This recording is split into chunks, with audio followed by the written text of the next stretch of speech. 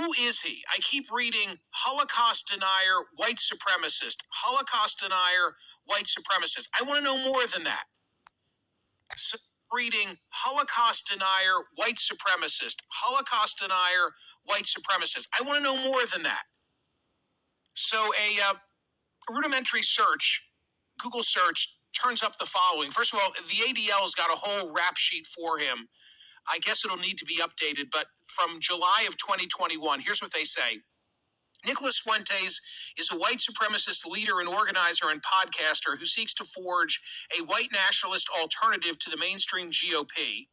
He first gained widespread notoriety in 2017 when he left Boston University after he reported receiving threats tied to his attendance at the white supremacist Unite the Right rally in Charlottesville, Virginia. He has since become a prominent white supremacist pundit and organizer who has united disparate groups within what was until recently known as the alt-right.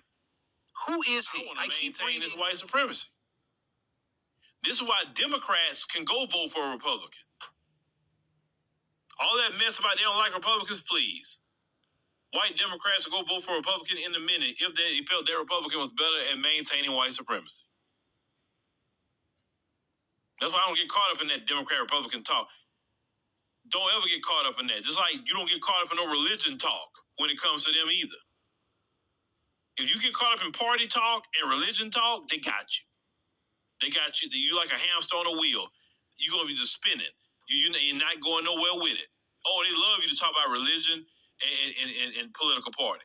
I want to maintain this white supremacy. This has to be the breaking point. This is the breaking point for the GOP coalition. You buried the Epstein files. There is no border wall. You didn't deliver on mass deportations. You cut corporate tax rates for the rich by cutting Medicaid again. No infrastructure bill, no middle-class tax cuts. You got to refund the tariffs, and now we're in a regime change war with Iran. That's the breaking point. I'm out. I'm done.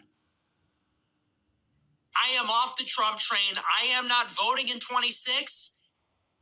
If Rubio or Vance are on the ticket in any form in 28, I'm voting for a Democrat. This has to be the breaking news. Kash Patel just uncovered one of the craziest cover-ups in history, and it all implicates Nick Fuentes and his grifting Groyper friends. So here's what happened. For those of you who have not heard, Southern Poverty Law Center is a leftist nonprofit that basically targets conservatives. And Kash Patel just found out that they have been paying KKK members and other far-right extremists to stage far-right activity and act like there is a large Nazi presence in the United States when, in fact, there is not. Nick Fuentes is one of them. Here is Acting AG Blanche talking about it. I just want to make sure I understand. You're alleging that the Southern Poverty Law Center was paying the leaders of KKK and other groups to continue their operations? Is that... I'm not alleging it. The grand jury returned an indictment that says that. And so what the investigation found, according to the indictment that was returned today, is that they were paying. So the Southern Poverty Law Center is raising money, asking folks to give them money to dismantle racism.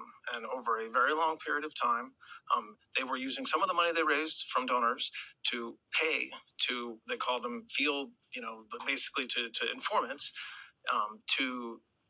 for information, for access, to just pay them for certain, to do certain things. And so, yes, that's exactly what the indictment charges. So basically, this far-left organization is paying far-right extremists to make conservatives look bad. And this is in some very, very famous instances. Charlottesville, which we'll talk about in a second, as well as they planted people at the Capitol for January 6th. Some of the most prominent right-wing extremist Nazi things that have happened in our country, it turns out, are actually just manufactured by leftists.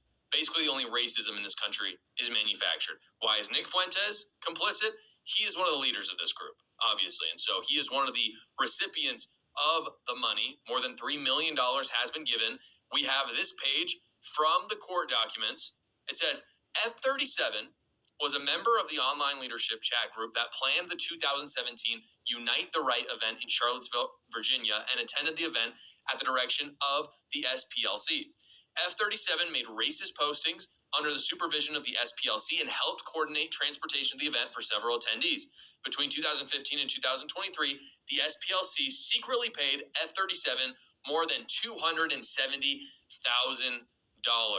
This is all a move by the left, guys. F-37, by the way, is kind of thought to be one of Nick Fuentes' aliases. We're getting more data on that as time goes on, so there's a good chance that Nick Fuentes could actually be indicted on all of this.